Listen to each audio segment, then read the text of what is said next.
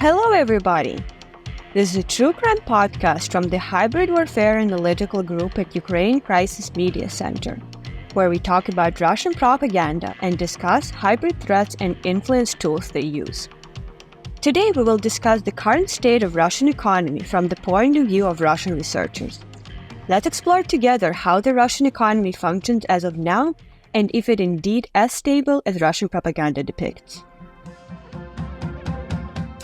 General overview. Many Russian economic observers have different perspectives on the Russian economy's future. Given that the vast majority of state data has been close to public scrutiny since the start of the large-scale invasion, a summary of Russian economic experts' analysis provides the most accurate picture of the Russian economy. Further, such analysis provides an excellent opportunity to explore the main weaknesses of the Russian economy and will allow it to develop a more efficient sanction policy. Russia, known for its abundance of natural resources that allow the Kremlin regime to exert its political influence around the world, has faced significant economic challenges in recent years. According to data from the CIA World Factbook, the Russian economy has been struggling to recover from COVID-19. Economic sanctions imposed by Western countries following the annexation of Crimea in 2014, furthering its empowerment after a large-scale invasion of Ukraine, despite efforts to diversify its economy and reduce its dependence on oil and gas exports. Russia faces numerous economic hurdles, including inflation, high levels of public debt, and a declining population. To fully understand the key trends in Russian economy, it is necessary to begin with the most fundamental economic concept: budget policy.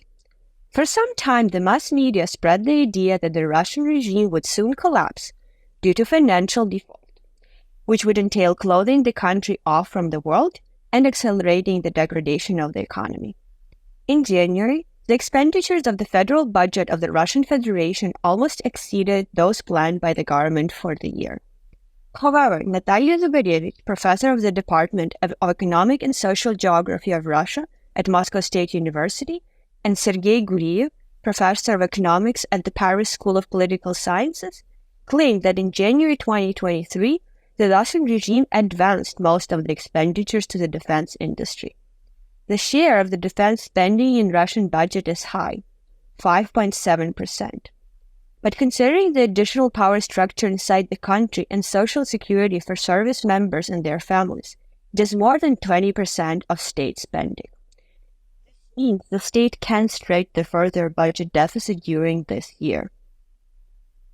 In doing so, the Russian authorities allow themselves to continue hostilities in Ukraine throughout 2023, but try to minimize the negative economic impact. It is also important to note, according to Ms. Zubarevich, according to Rosstat reports, one of the few industries in Russia that continued its development was the defense complex. To a large extent, the regions in which the relevant productions are located will benefit from this. Regional Russian economy. Let's talk about the state of the regional economy. Since the industry is diversified across the territory of Russia, the decline in economic activity caused by the implementation of sanctions is not felt uniformly by the population. After all, if there was a reduction in one industry, there was an expansion in another. Natalia Zubarevich notes, the budget deficit is observed in 49 regions, but most of all in Murmansk, Belgorod, Magadan, and Chukotka. The regions where the enterprises of the military-industrial complex and all production facilities are located have received severe monetary saturation, mainly due to the very late introduction of the sanctions against oil products. The economist mentions above note the economic downturn occurred primarily in those industries against which sanctions were first introduced. Such industries primarily include metallurgy and coal mining. Since the sanctions against oil were introduced only in December 2022, in combination with the global political economic situation, it is time for the Russian regime to reorient export to the east and accumulate specific resources. In particular, Oleg Itshoki, PhD in economics from Harvard, awarded the John Bates Clark Medal, emphasizes. It was a year of completely record revenues and record exports because volumes did not decrease and prices were at historical highs. And that is exactly why the Russian economy was in that state because there were no export sanctions. There were no sanctions, for example, on Gazprom Bank, through which all export transactions are conducted. Practically, Russians were disconnected from SWIFT. Attention is very actively drawn to the fact that the sanctions gradually affect the state of the Russian economy. Thus, it can be understood that the Russian economy is very inert, and although it depends on energy prices, it remained more or less stable. Mr. tRUcrime also notes, the question for 2023 year is how much income from the export of energy carriers will decrease. If they decrease, say by 20% compared to 2022, then the money will most likely be found. It will not cause significant protests. If incomes fall by only 20% of the money, most likely in 2023 year will be enough. How does the economy influence politics? The internal political tension related to the economy is very noticeable. Vladimir Milov, Russian political and public figure, anti-corruption activist, describes it as follows.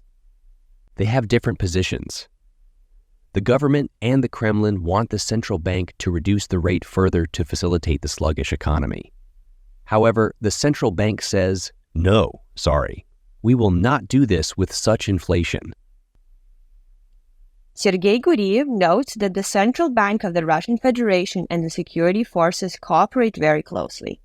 Putin says that you need to go out because other people will not protest anyway.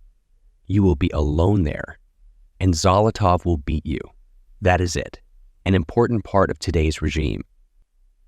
Moreover, the Russian regime is trying with all it might to keep the state of the economy regular, primarily for the average citizen.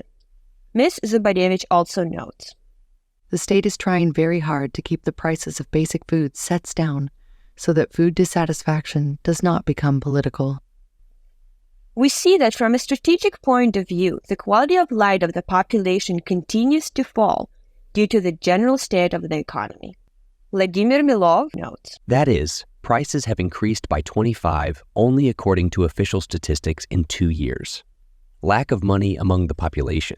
Low solvent demand. In December, retail sales fell much worse than in all previous months, minus 10.5%. Oleg tRUcrime notes, this war resulted from Putin's inability to show economic growth in the previous 14 years. The president, in particular, responsible for the economy, could not demonstrate economic growth. This was a growth between 0 and 1%. As summary, we can draw the following conclusions. The sanctions are an effective tool for reducing the resource potential of the Russian Federation. Also, it is equally important to maintain their effectiveness and eliminate ways of circumventing sanctions. The authorities of the Russian Federation do not have a clear position regarding how to regulate the economy. Therefore, the decline is only set to continue in the future. Also, this still most likely will not lead to any significant protest among the population due to the intense internal repressions. The continuation of economic pressure will further destabilize political elites by intensifying differences in their perspectives on solving economic issues. The most important industries that need to be pressured are technologies that can be used in the military-industrial complex. First, because its products are used to kill Ukrainians. And secondly, because it's the only sector that continues to develop under current conditions.